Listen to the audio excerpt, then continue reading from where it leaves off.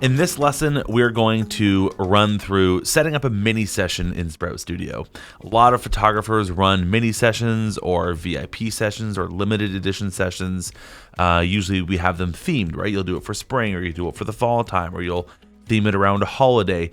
Whatever strategy you want to deploy to run successful mini sessions, Sprout Studio is there to support you and give you all the tools that you need to run a successful mini session campaign. There are two parts of running a mini session in Sprout Studio, and we built them to be two separate pieces because a lot of the times you'll want to use one or the other, or in the case of mini sessions, you'll want to use them both together. Those two pieces are, number one, an invitation, and the invitation is what we've talked about before in many other lessons, but it allows you to give your clients the option to pick a date and a time on your calendar. The second part of doing mini sessions in Sprout is going to be what's called a booking page. And a booking page allows you to give your clients a link to self-serve book a shoot with you in Sprout Studio. Now, again, that could be a shoot that doesn't have a date, or it could be a shoot in the case of a mini session that you do want to have a date. So we built them separately because they can be used independently. And a lot of photographers will just use booking pages and then reach out and schedule the date later. A lot of photographers will just use invitations to schedule meetings or coffee meetings or in-person sales sessions or whatever they need to do. But by combining those two features, you can run a successful mini session campaign in Sprout. Let's hop in and do that now. So the first thing that you're going to want to do is to create an invitation with all of the parameters around it for your mini session. So let's go ahead and click add new, and we're going to call this is going to be our spring mini session. So let's call this spring 2022 mini session. And the first thing we're going to hop in here and do, I'm not going to run through all of the invitation stuff here because we have a whole other video on that. But what I'm going to do is I'm going to jump ahead and we're going to schedule this for the weekend of May 7th. So let's just say that's the day, or maybe that's the whole weekend that we're doing these mini sessions. So I'm going to go ahead and make available 9 o'clock until 5 o'clock for this day only. I'm going to do 9 o'clock until 5 o'clock this day only. And I'm going to make Friday available from 1 o'clock until 7 o'clock. And then let's go ahead and just make one more date available, 9 to 5 that weekend there. So we have 4 time slots there that clients can choose from. I'm going to go ahead and set a start and an end. This is a really great tip if you want to have the calendar automatically jump forward to May as opposed to starting today. Then go ahead and set the start and the end time to be that window. So let's go ahead and just set this for May. I'm just going to set May 1st until the end of May, and that way it jumps right ahead in the invitation. There we go. Scheduling notice doesn't apply here, so we're going to leave that. Advanced availability, going to have no limit. Availability increments, I want it to be in 15-minute increments. I don't need any buffer before or after, and the events themselves will be 15 minutes. And otherwise, let's go here. We're going to go spring mini session with, and then the person, and we're going to auto approve this because we want this to go ahead.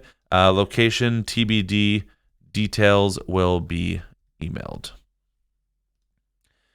Communication, we're going to leave all that alone, and that is good to go. So I've now created the invitation with all of the parameters. If I just really quickly open this up, I'm just going to look at this invitation by itself.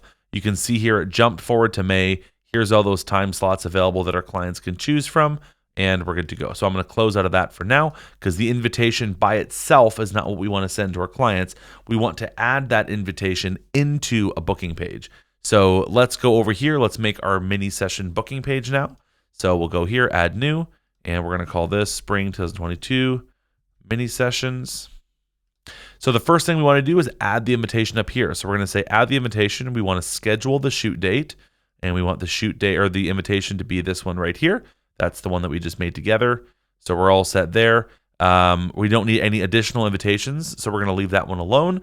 Now, this is the next part here. When do you want to reserve the date? I did a full walkthrough here in Sprout School all about booking pages and all about invitations, so I'm not going to run through all the nuances here.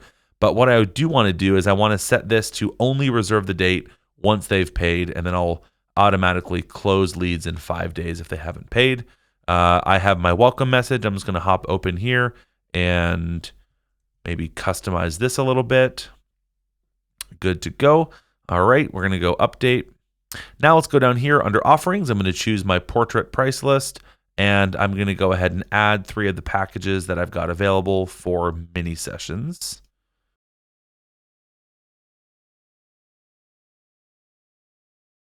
And down here, I'm going to add any a la carte items that clients are able to choose when they're booking.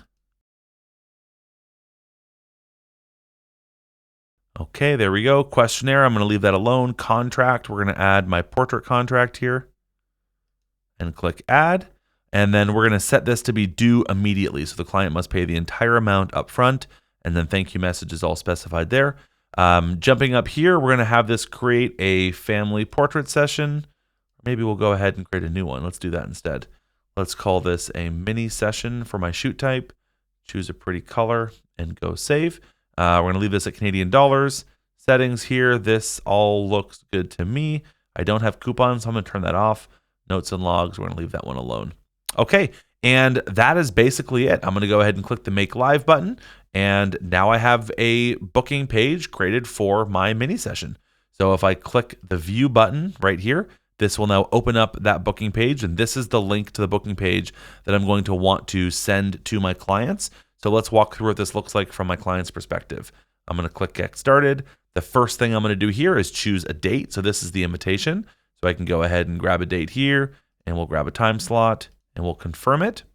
This is now giving me the option to choose one of those 3 packages. So 1, 2, or 3 that we added. And then this is the option to add on those extras if we'd like to.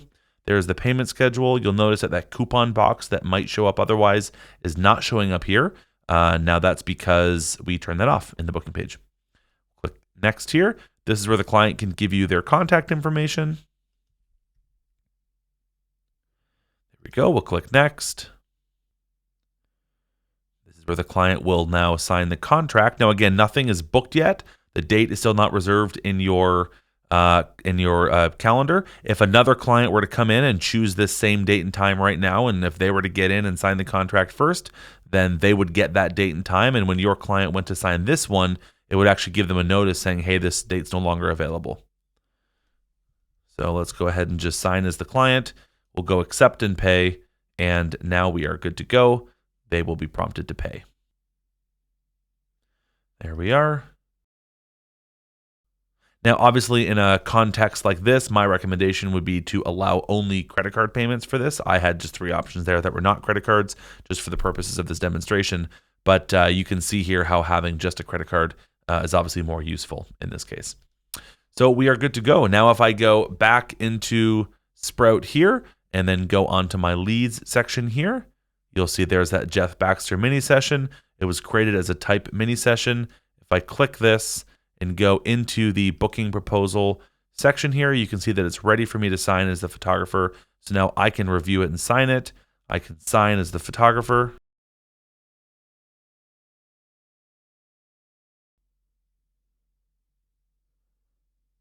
And now that client is booked and confirmed, and they're a booked mini session. So that's how you can run mini sessions in Sprout. Again, number 1, we're going to add an invitation. Number 2, we're going to create the booking page. And then number 3, there's your link to the booking page. Send that out to your clients, post it on social media, post it in ads, however you want to market it and promote your mini sessions. Promote it, and Sprout will all take care of the logistics for you.